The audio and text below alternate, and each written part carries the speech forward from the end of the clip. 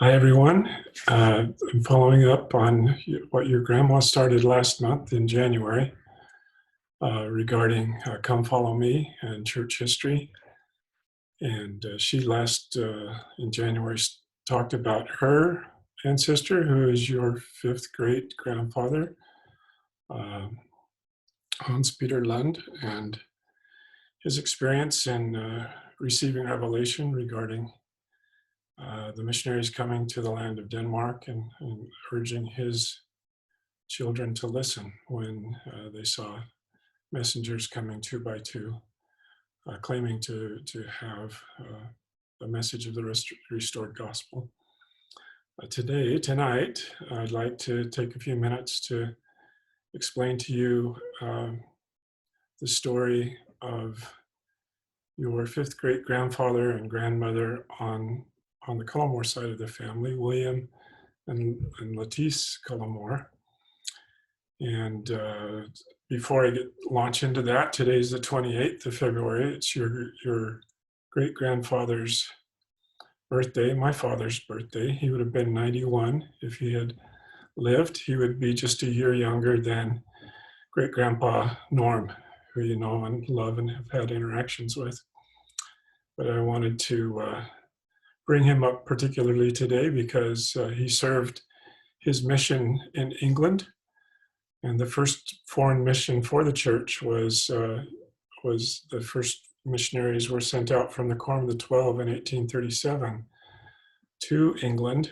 And he took great pride in his British heritage. And I hope that you can consider and ponder and take pride in that yourselves. Let me see, I need to share the screen. So I'm going to share the screen and go to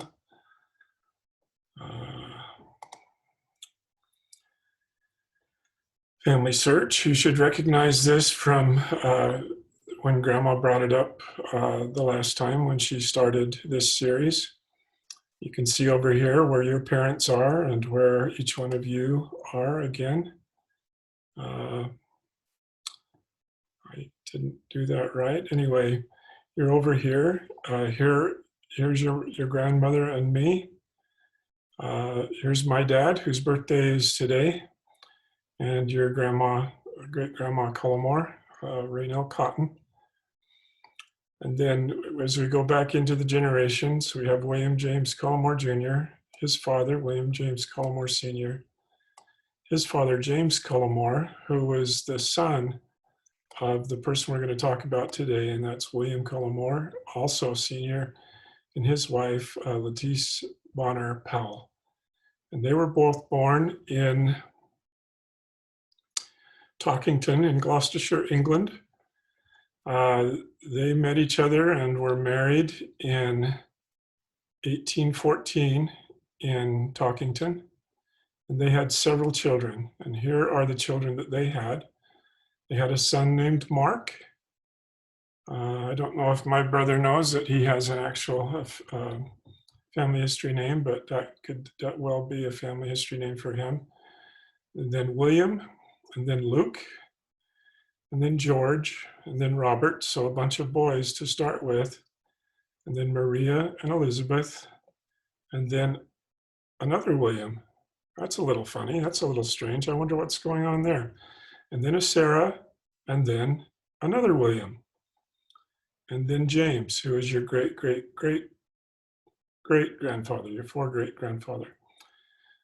Well, today we're going to talk a little bit about sacrifice. And this is probably a good place to introduce that topic. This William Cullimore was born in 1817 and lived for 9 years, and then he passed away. And this William Cullimore was wait, I skipped over one. No, here it is. This William Cullimore was born 5 years after the first William Cullimore passed away, but he died at or around birth, and so he didn't live very long at all. And what I take from this is that your fifth great grandfather, William Cullimore Sr., was very interested in having a son named after him, a namesake of some sort. Well, 6 years after this William Cullimore passed away, they had another son named William Cullimore, whom they named William Cullimore, and he lived for 6 years. And during the time that he was alive, they had their last son, who is your ancestor, and they named him James. And sometime between the time that the missionaries came to England, I think around 1830, between 1838 and 1842, around the time that James was born, your William and Lettice became members of the church. And in the stories that we have about them, about that time, they were very generous. And to give you an idea, if I can switch to this picture, this is the home that they left behind eventually in Talkington, according to what Howard Cullimore left in some of the histories that I've been studying. So this is a pretty comfortable looking home to me. I think that William came from a line of farmers who appeared to be pretty successful. It's certainly not a British castle, but it looks like a comfortable British cottage in Talkington, which is near Bristol, which is not far from Wales. But this is the home that they left behind. And after they joined the church, they entertained missionaries as they would come into town. They would feed them and give them lodging. And at the end of their missions, some of these missionaries asked for help, for a loan, so that they could buy passage to go home. And I guess we should explain here now that especially the earlier missionaries used to travel without what they used to call purse or scrip, which means that they were traveling without any money. They were relying upon the goodness of members of the church, as well as the people to whom they were called to serve. And so your ancestor was a very generous man. He sacrificed for the sake of the missionaries, sacrificed for the sake of the growth of Zion. And around 1847 or 1848, they began to get serious about the message to gather to Zion. And that was another aspect of missionary work in the early days. The early saints from all over the world, but in particular where they were coming from, which was England and Northern Europe, were encouraged, were told by the prophet to gather to Zion. And Zion at that point was in the Western United States, or actually it was in the Western territories. It was not part of the United States. It was outside of the country at that point. And the saints, as we will study in history, the saints actually had to flee from the United States because of the persecution that they were receiving. And so it's an interesting time in history to look at. But they began, so I'll get back here. William and Lettice began saving. And in spite of their lending money to the missionaries, they were eventually able to save enough money to buy passage from Liverpool. Okay, let me see. I was going to have this up already, but let me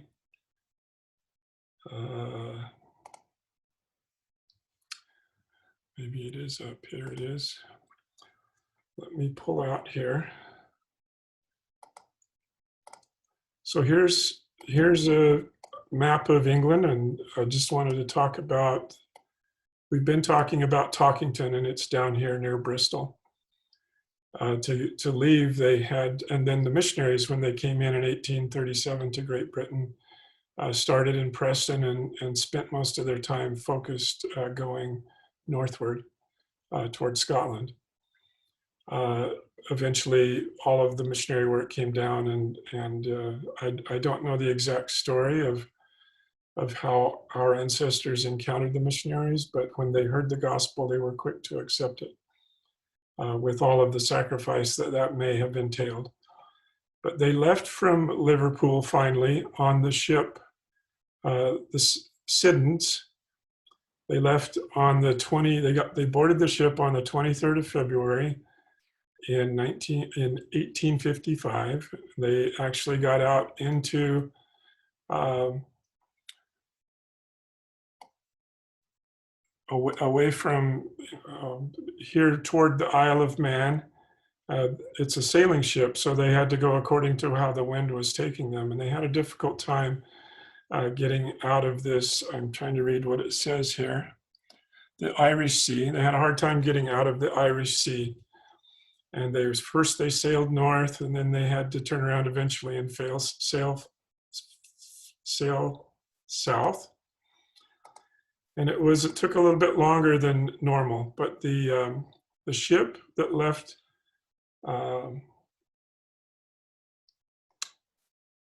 Liverpool was full of more than 400 saints, between 400 and 500 saints, and they were traveling to Philadelphia. It was called the Independent European Company, and it was led by John S. Fulmer, S for Solomon, so his name was John Solomon Fulmer, and he was the captain of the company, not the captain of the ship. And the ship sailed from the United Kingdom, from Great Britain, from Liverpool. It sailed down past Nova Scotia. In fact, John Fulmer wrote a letter to the brethren as the ship was sailing past Nova Scotia.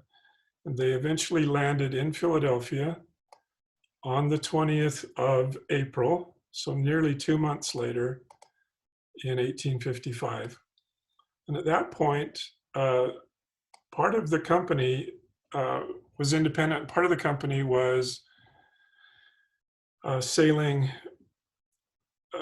with the Perpetual Education Fund. So that part of the company had train tickets, very early trains that took them as far west as possible. And then they made their way to Florence, Nebraska, which was the jumping off point. Here's Florence. Florence, Nebraska was a jumping off point for all of the companies traveling west to Salt Lake Valley, to the state of Deseret at the time, to the territory of Deseret. Our ancestors were not part of the Perpetual Education Fund group. They stayed in Philadelphia to again earn money. And it took them another 3 years or so to working in Philadelphia, to William and his 11-year-old son, James, were able to get work in Philadelphia laying bricks for the roads in Philadelphia. They did this for a while, and then William was able to get work in Smyrna, Delaware, at a sock factory for a little while until they saved up enough money. And then they were in this late spring of 1859, they were able to make their way, I believe, through St. Louis. So part of the way by train, and then the rest of the way on foot to, again, to Florence, which is near modern day Omaha. And there they joined the Neslin Company, which again was a wagon train company. And this was 3 years after the Martin and Willie handcart companies had their very difficult time traveling late in the year. This company, the Neslin Company, actually traveled much earlier in the year, and were able to actually be in Salt Lake City by the 15th of September in 1859. With the Martin and Willie handcart companies, they were caught out here in Wyoming in October in an early storm, and that will probably be one of your mother's, one of your grandma's sub stories. Maybe her next story might be about some of those ancestors. But then once they got to Salt Lake City, they rather quickly moved down to Linden. As you can see, you remember that here we talked about you guys who live in Eagle Mountain being here. This is our home in Provo, and this is where your ancestors actually are listed as pioneers. I guess one of the early things that I wanted to find out the exact baptismal date, but when I went to look those up, I saw that the dates that were listed here on let me get back to it. Here are actually their, if you go into here to see their baptismal, confirmation, initiatory, endowment, sealed to parents and sealed to spouse dates, they're all temple dates. And so even though William and Lettice are listed on the pioneer rosters as Utah pioneers, and had definitely joined the church in Great Britain, I guess with record keeping being so important and not having clear records, apparently their work had to be done for them again following their deaths. William he was a stonemason. He had I said earlier they were descended from farmers, but his actual, I'm remembering now, his actual profession, his actual trade was a stonemason. And as a stonemason, he had many accidents that eventually left it difficult for him to move around. But we owe him a great deal of him and his wife, a great debt for their willingness to leave their comfortable home behind and to come and make the very difficult journey that was not a straight line, but took a little bit of time here and there to earn money so they could pay their way as they went. And in relation to the difficulty of the journey, I wanted to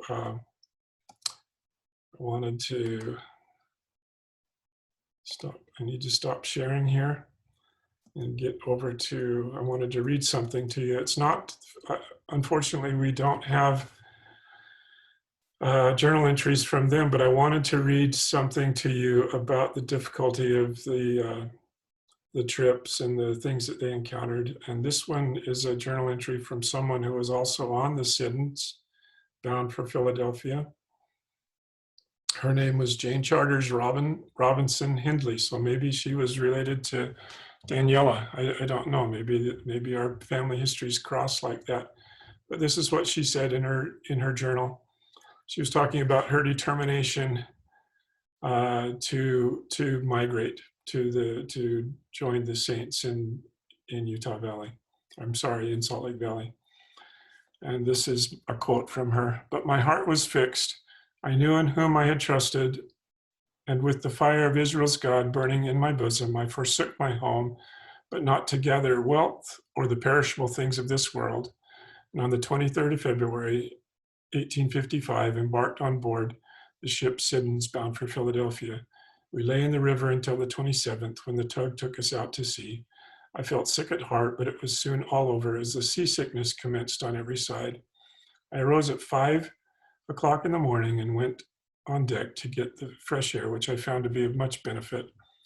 I generally assisted those who were very sick to wash and dress their children, and had the good feelings of all on board. We got out of the channel March 4th. We had morning and evening prayer, and it made us feel better and more content."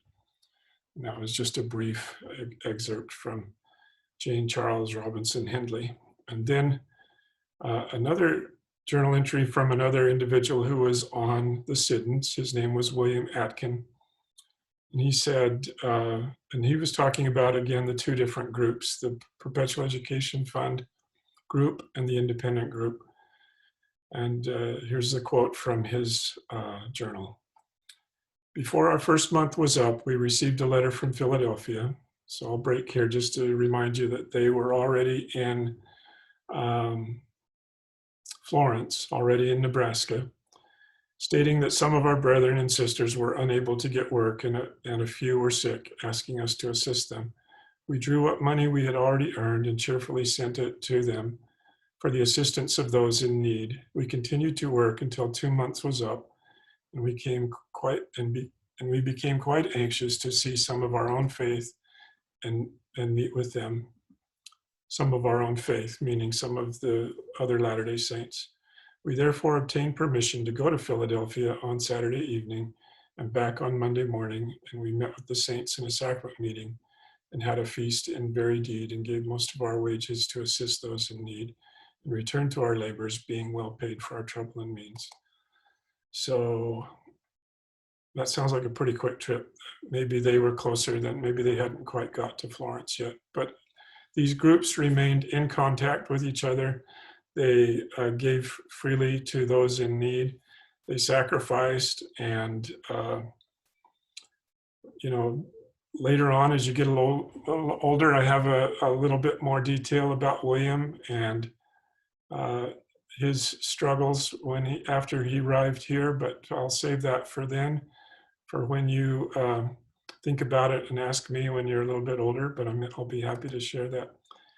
Anyway, I just wanted to give you some insights into your heritage of your ancestors, their faithfulness, their determination, their willingness to work, and their willingness to sacrifice for the sake of the gospel. And I hope that we can think of them often and remember them and take those traits, ponder those traits and take them into our own character. And I offer this and say this in the name of Jesus Christ. Amen.